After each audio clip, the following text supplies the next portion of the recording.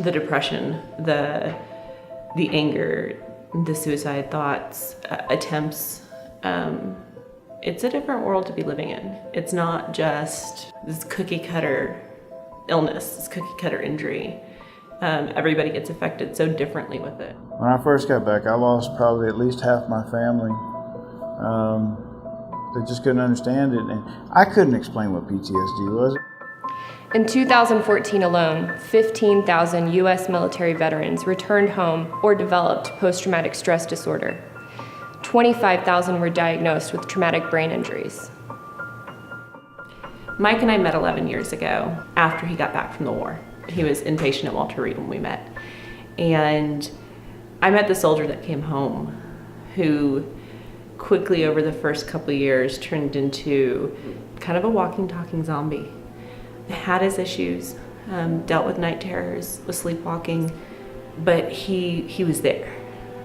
And slowly as time went on, they struggled with the treatment, figuring out what to do for him. VA had him on so much medication, so that alone kept him in the house. He was pretty paranoid about going out and uncomfortable talking to people he didn't know. Just really kept to himself a lot. Having PTSD and traumatic brain injuries means reliving your trauma over and over again through memories, nightmares. It means insomnia, severe memory loss. It means separating yourself from your families.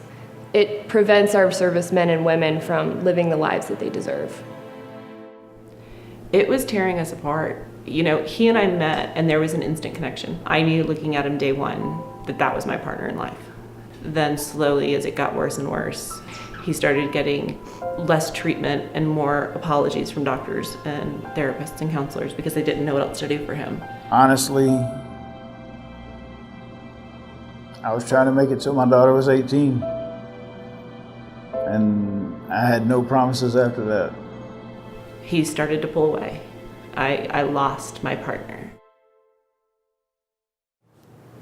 Helping dogs, helping heroes. That's the essence of what we do at Paws and Stripes. We help provide service dogs to U.S. military veterans who have PTSD and brain injuries so that they might live those full lives that they deserve. In 2014, 85% of our veteran graduates reported that they were reconnecting with their communities and their families. Just this year, we've seen to date over 100 veteran service dog teams receive services from our program.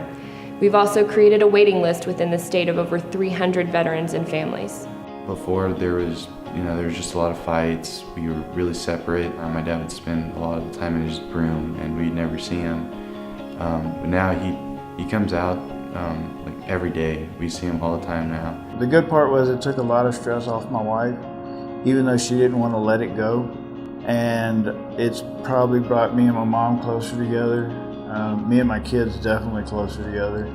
I've gotten used to seeing my dad, not very often, but with Paws and Stripes, I've been able to hang out with him more and I've been able to talk to him more. And then there were times where I was just down. I was beaten down and I was at my wit's end and I didn't know what to do or who to turn to. And I'd pick the phone up and I'd call Paws and Stripes, and my husband's not even in their program at that time. And their receptionist answering the phone would talk with me and make sure I was okay. There was this immediate sense of relief with them. There was a caring and compassionate part to them that I'd never felt in talking with any other service dog organization. When we found out that the in-state waiting list was shorter and we found an area that we liked, we picked up and moved as fast as we could. And about a year later, we were good to go, and he was in the program. He went from being able to fake it to make it, as he says, to putting on this mask and just dealing with things, to having to acknowledge what was upsetting him.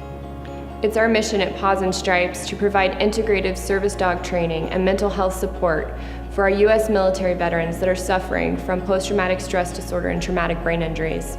We're committed to inspiring hope by matching shelter dogs with our nation's heroes so that they both might have a second chance at life.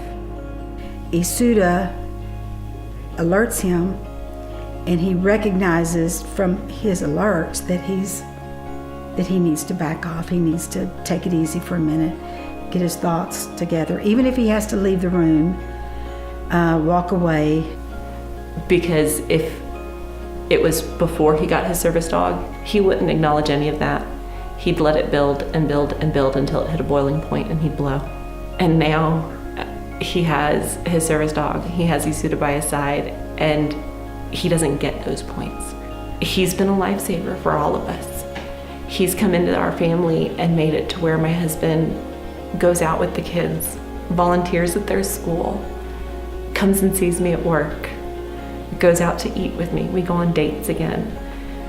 I think he is enjoying life more now. He's got a long way to go. This isn't the end. This isn't the cure-all. But with Isuda's help, I think he can continue to improve. I think he wants to enjoy life now. I knew it was gonna work, and I knew it was working the day I watched my husband talk to a complete stranger. And not only talk to a complete stranger, but he was in a room full of people that he'd never met before. And with Isuda by his side, he talked to them about what he'd been through. I knew it was a success. And it saved our marriage, it saved our kids, it saved his life. If he didn't get Isuda, I don't know that my husband would be here today.